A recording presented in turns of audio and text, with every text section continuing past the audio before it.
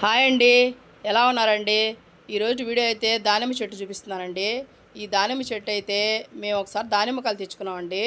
అవి అయితే తిని గింజలు అయితే వేసాము, వస్తుందా రాదా అని. వేసినందుకు అది న్యాయమే చేసిందండి. బాగా వచ్చేసింది చెట్టు అయితే. కానీ తొందరగా పూతకు వచ్చేసిందండి. చెట్టు చూడండి ఎంత చిన్న చెట్టుగా ఉందో, కానీ పూత అయితే చెట్టు నిండా వచ్చిందండి.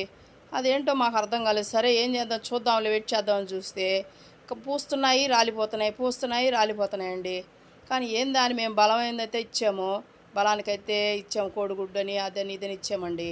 కానీ ఇప్పుడైతే కొన్ని పూలు నిలబడున్నాయి.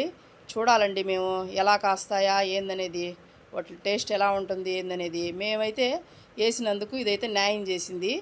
అందుకే దీన్ని మీకు కూడా చూపిస్తే మీరు కూడా చూస్తారు కదా అని. విత్తనాల ద్వారా అయితే వస్తాయో రావో అని కొంతమంది టెన్షన్ పడతారు కదండి. అందువల్ల అయితే నేను చూపిద్దాం మీకు కూడా ఉపయోగపడుతుందని ఈ వీడియో అయితే చేసి పెట్టానండి.